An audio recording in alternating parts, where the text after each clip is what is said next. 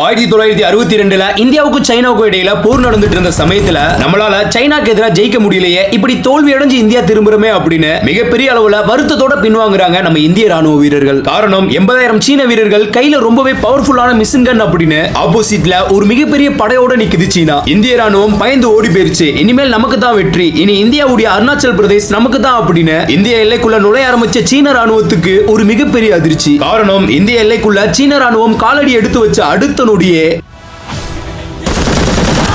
திடீர்னு எங்கிருந்தோ துப்பாக்கி கொண்டு வந்து 5 சீன வீரர்களை போட்டு தள்ளுது. என்னடா நடக்குது? இந்திய ராணுவம் தான் ஓடி போயிருச்சு, அப்புறம் யார் நம்மள சுட்டது அப்படின்னு மிரண்டு போன சீன ராணுவம் சூரியன் வேற மறைய ஆரம்பிச்சதால நின்னுட்டு இருந்த அதே இடத்துலயே ஒரு சின்ன கேம்ப போட்டு இரவு அங்கேயே தங்க ஆரம்பிக்கிறாங்க. ஆனா இனிமே தான் ஆட்டமே ஆரம்பிக்க போகுது அப்படின்னு பாவம் சீன ராணுவத்துக்கு தெரியல. ஏன்னா இரவு நேரம் ஆகியும் கூட நாலாபுறமும் துப்பாக்கி தோட்டாக்கள் உள்ள வந்து பல சீன ராணுவ வீரர்களை போட்டு தள்ளுது. கிட்டத்தட்ட 72 மணி நேரம் நிக்காம தொடர்ச்சியா துப்பாக்கி தோட்டாக்கள் உள்ள வந்து 300 சீன வீரர்களை கொன்று குவிச்சதுனால இத பார்த்த மொத்த சீன ராணுவமும் கதி கலங்கி போகுது. சரி, சீன ராணுவமே நில குலைஞ்சு போற அளவுக்கு அப்படி தாக்குதல் நடத்துனது யாரு தெரியுமா? தனி மனிதனான நம்ம இந்திய ராணுவ வீரர் ஜஸ்வந்த் சிங்.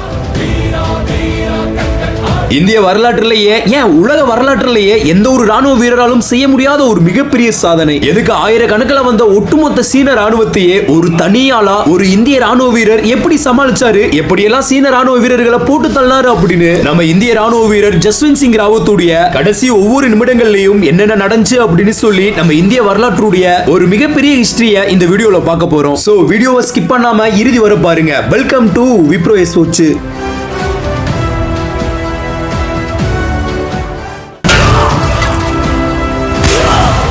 1947 நம்ம இந்தியாவுக்கு சுதந்திரம் கிடைச்சப்போ இதுக்கப்புறம் இனி இந்தியாவுக்கு எந்த பிரச்சனையும் வராது அப்படின்னு நிம்மதியா இருந்தா அதுக்கப்புறம் தான் நம்ம இந்தியாவுக்கு உண்மையான பிரச்சனையே வர ஆரம்பிக்குது. அதுல முதல் பிரச்சனையா வந்ததுதான் 1962ஆம் ஆண்டுல நடந்த இந்தோ சீனா வார். இந்தியாவுடைய அருணாச்சல் பிரதேஷ் எங்களுடையது அப்படின்னு சொல்லி அதை கைப்பற்றுறதுக்காக இந்திய எல்லைக்குள்ள நுழைய ஆரம்பிக்குது சீன ராணுவம். உடனே நம்ம இந்திய ராணுவ வீரர்கள் சீன ராணுவத்தை தடுத்து நிறுத்த அப்போ சீன ராணுவம் துப்பாக்கியால சுட பதிலுக்கு இந்திய ராணுவமும் சுட சில நாட்கள்லயே அது ஒரு மிகப்பெரிய எல்லை போரா வெடிக்குது. மேலும் அது நம்ம இந்திய ராணுவத்துடைய ஆரம்ப காலம் அப்படினே சொல்லலாம். ஏன்னா எந்த ஒரு நவீன ஆயுதங்களும் இல்லாத காரணத்தினால சீன ராணுவத்துக்கு முன்னாடி தாக்கு பிடிக்க முடியல. ஒரு கட்டத்துக்கு மேல இந்த போர்ல நம்ம சீனாவுக்கு எதிராக தோல்வி அடைகிற நிலைமைக்கு போன உடனே நம்ம இந்திய அரசாங்கத்துக்கிட்ட இருந்து ஒரு செய்தி வருது. அது என்ன அப்படின்னா, அருணாச்சல் பிரதேஷ் தானே போனா போகுது, சீனா எடுத்துக்கிட்டோம், ஆனா எல்லை பகுதியில் சண்டை போட்டுட்டு இருக்கிற நம்ம இந்திய வீரர்கள் எல்லாருமே பாதுகாப்பா இந்தியாக்குள்ள வந்துருங்க அப்படின்னு சொல்லி ஒரு செய்தி வருது. 1962 இருந்த நேரு தலைமையிலான அரசு இப்படி சொன்னதுக்கான காரணம் இப்பதான் நம்ம இந்தியாவுடைய பொருளாதாரம் ஆரம்ப நிலையில இருக்கு. இப்ப போய் நம்ம போர்ல இறங்கணும் அப்படின்னா அது நம்ம நாட்டையே தலைகளா மாத்திரும் அப்படிங்கிறதுக்காக இந்த செய்தியை கேட்ட நம்ம இந்திய ராணுவ வீரர்கள் இப்படி எதிரி கிட்ட தோல்வி அடைஞ்சு போறோமே, நம்மளால எதிரியை ஒண்ணும் பண்ண முடியாம போச்சே அப்படின்னு மிகப்பெரிய அளவுல மனமுடிஞ்சு திரும்பி வராங்க நம்ம இந்திய வீரர்கள். மேலும் போர்ல காயமடைஞ்ச நம்ம இந்திய ராணுவ வீரர்கள் சில பேர் தோல்வியோட விரக்தியினால உடம்புல உள்ள காயத்துக்கு கூட சிகிச்சை எடுத்துக்க மறுக்கிறாங்க. இப்படி அந்த அளவுக்கு இந்த தோல்வியினால இந்தியாவே மிகப்பெரிய அளவுல மனசு உடைஞ்சு போகுது. போர் நடந்துட்டு இருந்த இடத்துல இருந்து எல்லா இந்திய வீரர்களும் ஊருக்கு திரும்பி வந்துட்டாங்க. ஆனா அவங்களுக்கு தெரியல ஒருத்தரை மட்டும் நம்ம விட்டுட்டு வந்துட்டோம் அப்படின்னு. ஆனா தவற விட்டுட்டு வந்துட்டாங்க அப்படின்னு சொல்றதை விட விருப்பத்தோட விட்டுட்டு வந்திருக்காங்க அப்படின்னு சொல்லலாம். ஏன்னா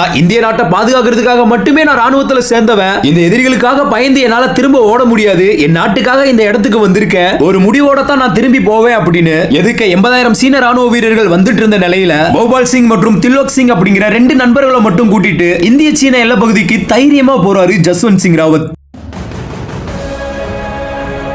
ஆகஸ்ட் 19 1941 பிறந்த ஜஸ்வந்த் சிங் 1960 தன்னுடைய 19வது வயதுல இந்திய ராணுவத்துல சேர்றாரு. என் தாய்நாட்டுக்காக ஒரு சின்ன பகுதியை கூட எதிரிக்கு விட்டு கொடுக்க மாட்டேன் அப்படிங்கிற இவருடைய ஆழமான தேசப்பற்று தான் 1962 போர்ல ஜஸ்வந்த் சிங்க அப்படி ஒரு முடிவு எடுக்க வச்சது. எதுக்கு வர சீன ராணுவத்துக்கிட்ட இருக்கிறது ரொம்பவே பவர்ஃபுல்லான மிஷின் கன். ஒரு தடவை லோட் பண்ணி அழுத்தினா தொடர்ச்சியா புல்லட் வந்துகிட்டே இருக்கும். ஆனா இவங்க 3 பேர்கிட்டயும் இருக்கிறது சாதாரண ரைபிள் கன். ஒவ்வொரு முறையும் லோட் பண்ணி சுட்டாகணும். ஆனா இதை எதை பத்தியுமே கவலைப்படாம தன்னுடைய 2 நண்பர்களையும் கூட்டிட்டு முன்னோக்கி நடக்க ஆரம்பிக்கிறாரு ஜஸ்வந்த் சிங். இப்போ இந்த சமயத்துல இவங்க 3 பேரும் ஒரு மாஸ்டர் பிளான் போடுறாங்க. அதாவது 2 நாட்டு எல்லை பகுதியிலும் குறிப்பிட்ட தூரத்துக்கு நடுவுல ஒரு ஆர்மி போஸ்ட் இருக்கும். அதுல கொஞ்சம் ராணுவ வீரர்களும் இருப்பாங்க. இப்படி பக்கத்துல இருந்த ஒரு சீன போஸ்ட்ல 4 இருந்து 5 ராணுவ வீரர்கள் இருக்காங்க. அப்போ அந்த நேரத்துல தில்லோக் சிங் என்ன பண்றாரு அப்படின்னா அந்த போஸ்ட நோக்கி சுட ஆரம்பிச்சு அந்த போஸ்ட்ல உள்ள சீன வீரர்களை திசை திருப்புறாரு. உடனே அந்த போஸ்ட்ல இருந்த சீன வீரர்களும் பதிலுக்கு சுட ஆரம்பிக்கிறாங்க. அப்போ அந்த கேப்ல ஜஸ்வந்த் சிங்கும் கோபால் சிங்கும் மண்ணில் தவழ்ந்துகிட்டே அந்த போஸ்டுக்கு பக்கத்துல போய் தான் கையில உள்ள கிரனேட் பாம்ப கரெக்டா அந்த போஸ்டுக்குள்ளேயே தூக்கி போறாங்க. அப்போ அந்த போஸ்டுக்குள்ள இருந்த சீன வீரர்கள் தில்லோக் சிங்கை சுட்டுட்டு இருந்ததால உள்ள விழுந்த கிரனேட்டை கவனிக்காம அங்கேயே வெடிச்சு இறந்து போறாங்க. அப்போ அங்க இறந்து போன சீன வீரர்கள் கிட்ட சில மிஷின் கன் இருக்கும்ல, அது எல்லாத்தையும் கலெக்ட் பண்ணி எடுத்துட்டு வராங்க ஜஸ்வந்த் சிங் மற்றும் கோபால் சிங். இத பார்த்து கிட்ட நெருங்கி வந்த மற்ற சீன ராணுவ வீரர்கள் இவங்க 3 பேரையும் தாறுமாறா சுட ஆரம்பிக்கிறாங்க. அப்போ அதுல ஒரு சில துப்பாக்கி குண்டுகள் பட்டதுல கோபால் சிங் மற்றும் திலோக் சிங் 2 பேருமே அந்த இடத்துலயே இறந்து போறாங்க. ஜஸ்வந்த் சிங் மட்டும் உடம்புல பயங்கரமான குண்டடி பட்டு தப்பிச்சு வராரு. இப்போ அந்த எல்லை பகுதியிலேயே அத்தனை சீன வீரர்களுக்கும் மத்தியில உயிரோட இருக்கிற ஒரே ஒரு இந்திய ராணுவ வீரர் ஜஸ்வந்த் சிங். இப்போ தனியாளா இருக்கிற ஜஸ்வந்த் சிங் ஒரு மாஸ்டர் பிளான் போடுறாரு. அதாவது பக்கத்து கிராமத்துக்கு போய் உதவி கேட்கும் பொழுது அங்க இருந்த நூரா மற்றும் சீலா அப்படிங்கிற 2 பெண்கள் இவருக்கு உதவி செய்ய முன் வராங்க. அப்போ சீன ராணுவ வீரர்கள் கிட்ட இருந்து எடுத்த 7-8 மிஷின் கன்னை அந்த 2 பெண்கள் உதவியோட இந்திய எல்லையில உள்ள ஒவ்வொரு இந்திய போஸ்ட்லயும் ஒவ்வொரு மிஷின் கன்னா வைக்கிறாரு ஜஸ்வந்த் சிங். இப்பதான் ஆட்டமே சூடு பிடிக்க போகுது. அந்த 2 பெண்கள் கொண்டு வந்த சாப்பாடை சாப்பிட்டுட்டு நூரா மற்றும் சீலா அவங்க 2 பேரையும் ஒரு இடத்துல உட்கார வச்சுட்டு தான் மிஷின் கன்னை போட்டு வச்சிருக்கிற அந்த இந்திய போஸ்ட நோக்கி நடக்க ஆரம்பிக்கிறாரு ஜஸ்வந்த் சிங். அப்போ இரவு நேரம் வர ஆயிட்டதுனால சீன ராணுவம் அதே இடத்துலயே ஒரு சின்ன கேம்ப போட்டு தூங்க ஆரம்பிக்கிறாங்க. 8 இந்திய போஸ்ட்லயும் மிஷின் கன்னை போட்டு வச்சிருக்கிற ஜஸ்வந்த் சிங் அதுல முதல் போஸ்டுக்கு போய் அந்த மிஷின் கன்னை எடுத்து லோட் பண்ணி எதுக்கு தூங்கிட்டு இருந்த சீன படையை நோக்கி அழுத்த ஆரம்பிக்கிறாரு. தூங்கிட்டு இருந்த சீன வீரர்கள் பல பேர் கொத்து கொத்தா இறந்து போறாங்க. இப்படி தான் மிஷின் கன் வச்சிருந்த ஒவ்வொரு போஸ்டுக்கும் மாறி மாறி போய் கன்னை லோட் பண்ணி அடிக்க ஆரம்பிக்கிறாரு ஜஸ்வந்த் சிங். இதை பார்த்த சீன ராணுவம் இந்த நேரத்துல யாரோ ஷூட் பண்றாங்களே, அப்ப இந்திய ராணுவம் தன்னுடைய படையை கூட்டிட்டு மறுபடியும் வந்துருச்சு போல. இப்ப இந்திய ராணுவம் மட்டும் உள்ள இறங்கி அடிக்க ஆரம்பிச்சுச்சுனா கண்டிப்பா நம்மளால தாக்கு பிடிக்க முடியாது அப்படின்னு கதிகலங்க ஆரம்பிக்குது சீன ராணுவம். ஆனா அவங்களுக்கு தெரியல நம்மள இவ்வளவு நேரம் தாக்குனது சரியான சாப்பாடு தண்ணி தூக்கம் எதுவுமே இல்லாம உடம்புல குண்டடி பட்டதோட 72 மணி நேரம், அதாவது கிட்டத்தட்ட 3 நாள் அங்கிருந்து நம்மள தாக்குறது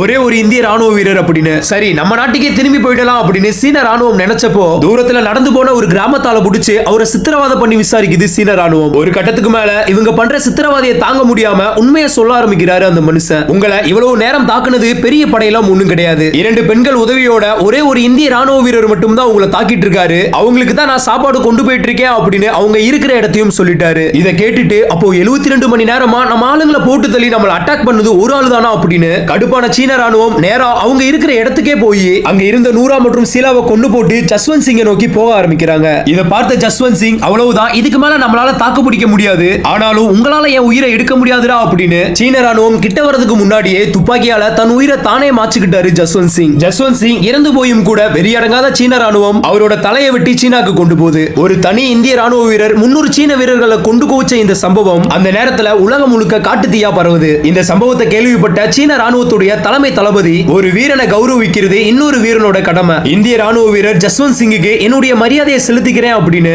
அவரோட தலையையும் இந்தியாவுக்கே திருப்பி அனுப்பி வச்சு ஜஸ்வந்த் சிங் காவகாத்து சண்டை போட்ட அந்த இடத்துல அவர் ஞாபகார்த்தமா ஒரு பெரிய வெண்கல சிலை வைக்குது சீன ராணுவம். இந்த சம்பவத்தை கேள்விப்பட்ட நம்ம இந்திய அரசாங்கம் சும்மா இருக்குமா என்ன? ஜஸ்வந்த் சிங்குக்கு அவர் சண்டை போட்ட அருணாச்சல் பிரதேசத்திலேயே ஒரு மணிமண்டபம் கட்டி அங்க அவருடைய ராணுவ உடை, படிக்கக்கூடிய புத்தகம், அவர் பயன்படுத்தின துப்பாக்கி எல்லாம் வச்சு இறுதியா ஜஸ்வந்த் சிங் நண்பர்கள் கோபால் சிங் மற்றும் திலோக் சிங் இவங்க 2 பேருக்கும் வீர் சக்ரா விருதும் ஜஸ்வந்த் சிங்குக்கு மகாவீர் சக்ரா விருதும் கொடுத்து கௌரவிச்சிருக்கு நம்ம இந்திய அரசாங்கம். மொத்த இந்திய ராணுவ வீரர் 300 சீன வீரர்களை கொண்டு குவிச்ச இந்த சம்பவத்தினால நில உழைஞ்சு போன சீன அரசாங்கம் நடந்துட்டு இருந்த போரையும் நிறுத்தி இந்தியா கூட சமாதான ஒப்பந்தமும் போட்டு முடிச்சுக்கிச்சு. சோ நம்மளும் இந்த வீடியோவை இதோட முடிச்சுக்கலாம். ஒரு 21 வயது இந்திய வீரமகனுடைய இந்த வீர செயலை பத்தி நீங்க என்ன நினைக்கிறீங்க அப்படின்னு மறக்காம கமெண்ட்ல சொல்லிட்டு போங்க. சரி, இதே மாதிரி அடுத்த ஒரு இன்ட்ரெஸ்டிங்கான வீடியோல சந்திக்கலாம். Bye guys.